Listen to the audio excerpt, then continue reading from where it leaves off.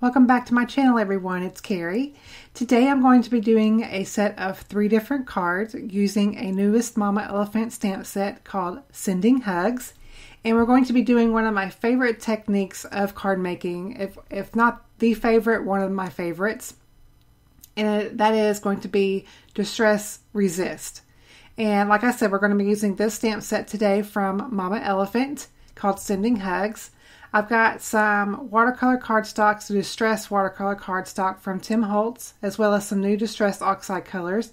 Now, I did not wind up using the rusty hinge. I just made 3 of the cards, not 4, like I initially intended to do.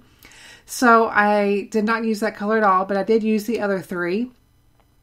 And I went ahead and put my cardstock into my Misty, because this is essential for doing bigger stamp sets like this, or stamps. And I went ahead and prepped my cardstock with my anti-static powder tool, because this will prevent any of the embossing powder to stick anywhere I don't want it.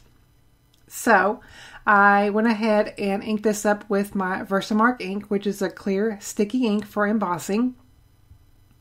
And now I'm going to coat this with my white embossing powder.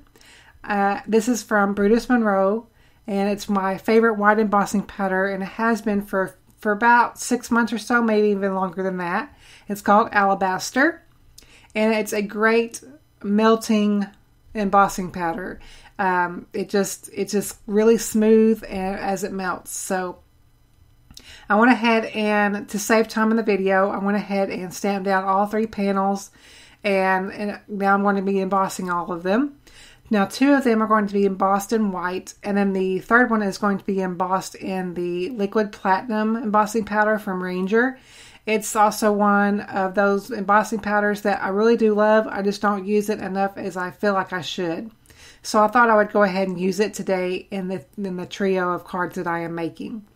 So you can see there as my embossing powder melts, and as I'm going on, next year will be 10 years for me creating cards, which is mind-boggling to me. I can't believe that it's almost been 10 years since I've been doing this.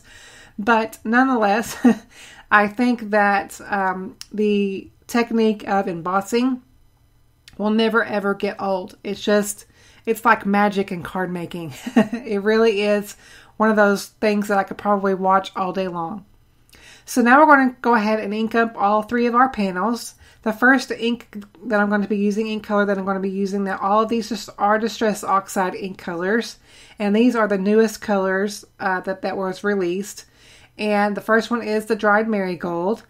And I intended to create these cards kind of like darker at the top, a little bit lighter at the bottom.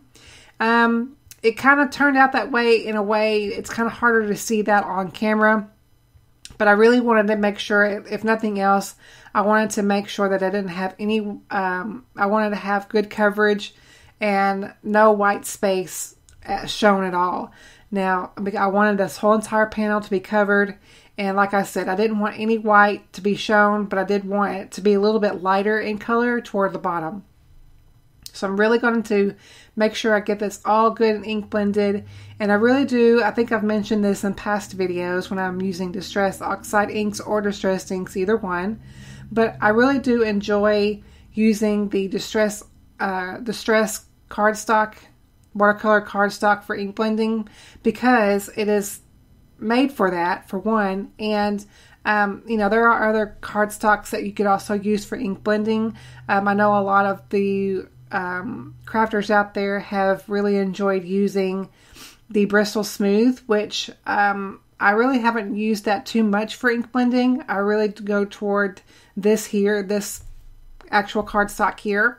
But I know that there are others that really do love the Bristol Smooth. So if you've never tried this, if you're new to card making, give that one a try. So now I'm going to move on to my next color, which is the Dusty Concord. And this is a really nice, beautiful, rich purple. And I didn't ink up my ink tool as much as I did the first color. I kind of wanted to start out a little bit slower and kind of build up my color. But all 3 of these panels will be spritzed with water. And I did go ahead and buff off that layer of ink that was sitting on top of the embossing. I really wanted to make sure that my sentiment was bright white, especially the ones that I did emboss with white. I wanted to make sure that that was buffed off. So I didn't, wait too long to do that because I didn't want the color to kind of saturate into the embossing. So I just kind of took my rag there, and it's very, very, the corner of it is, very, very, very damp, or not damp, but, it's just slightly damp, not very damp, but slightly damp.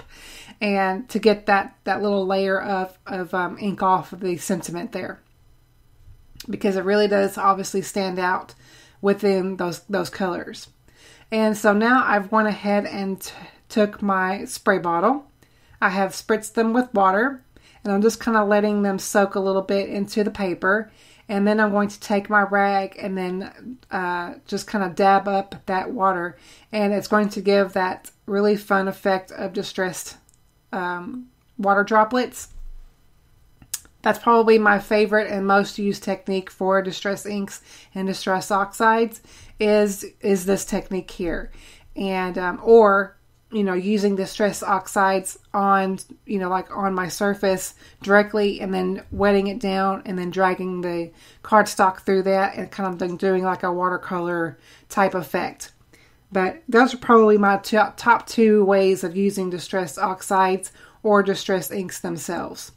So, and I will have, a couple of videos maybe listed in the cards above and below in the description bar area, just so you can check out other videos that I have done with these inks. So I'm continuing to add some water to my card panels here, and I really want those water droplets to really show up. And so to kind of help that along with the drying process, I've taken my heat tool and making sure I go all over the panel just real quickly there. It kind of helps really bring out and accentuate those water droplets that I have applied. But I don't want to concentrate the heat too much onto my sentiment since I've already embossed it. Now I've set my panels aside. I'm going to work on the sub-sentiments of my cards.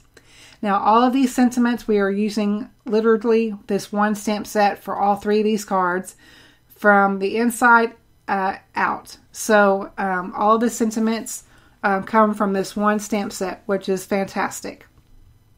So you could create a little bit of a card set, kind of like what I am doing here. So I've taken a piece of black cardstock and I have lined up my sentiments that I wanted to use for each of the cards, and just kind of line them up and use my Misty tool to do that, and stamp them all down at once. And I'm going to also emboss these in white. And then I'm just going to take my paper trimmer, kind of wipe off the powder excess there. Now I'm going to take my paper trimmer and just kind of cut that, kind of eyeball it there. Then I'm going to take my scissors and kind of trim them in between the three sentiments there. And then that will create my little sentiment strips for the outside of the cards. So I'm going to add a little strip of foam adhesive to each of those. I'm going to take my tweezers here, my little trustees tweezers, and I'm going to add these to the fronts of my card. Off camera, I did cut these panels down with an Avery Ellis die, and just kind of give it a little bit of a finished edge there. You can kind of see the little diagonal lines there in the paper, just for something different. And so now I've applied all of my sentiments to the card panels, the front card panels. Now I'm going to add these to my white card bases, and all of my cardstock white bases are made from the Paper Tray Ink Stamper Select white cardstock. It is my favorite white cardstock, and it has been for several years now. Absolutely love it. So now I'm going to do is add some foam adhesive on the back of each of these panels, and I've got a little bit of a wider foam adhesive for this. So I'm going to cover the backs of these and just quickly take off the paper backings of that and then add them to the card bases. This takes no time at all. This is kind of like a little bit of a assembly style, if you will. You can do just like I did in the beginning, kind of what you've seen on camera. Prep all of the card bases or card panels by stamping the sentiment all 3 times and then doing all of the embossing at once, and then going ahead and doing all of your ink blending, you know, kind of like an assembly style the way I've done it here. And you can crank out quite a bit of these cards if you do it that way. But I just wanted to go ahead and make 3 today. So I'm going to go ahead and take off the last of the paper backings of this last one here. Going to get that onto my white card base. And then we're going to go ahead and add the another sentiment on the inside of the card. And this will, you know, bring the sentiment from the outside of the card onto the inside.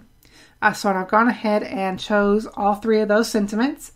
Now I'm just going to use an acrylic block for this. No need to use my Misty for this part. So I've just taken a nice acrylic block here. I'm going to adhere that to my block and then add some ink to this. I'm going to use the VersaFine Onyx Black ink. This is a great black ink for sentiments, especially these tiny ones like this. And I'm going to stamp down each of the panels on the inside. And so I did want to leave, you can't really see it off camera, but I did leave the cards open as I was moving on to each card, because this is in a pigment ink. The VersaFine Onyx Black is a pigment ink. So it takes just a little bit longer to dry, but it is a faster drying of the pigment inks out there. So I'm going to go ahead and continue on to stamp on the insides of the cards. And I really do love how these cards turned out. This is pretty much my style of card that I make. I don't, you know, you see me create different types of cards on my channel, but if you know me at all and have been watching my channel for a little bit, you know that sentiments are one of my favorite things to create with. And so this is right up my alley. So using the sentiments and then using the Embossed Resist technique, I was just really in the zone when I was creating these cards. So I'm going to continue on to finish up this last card here.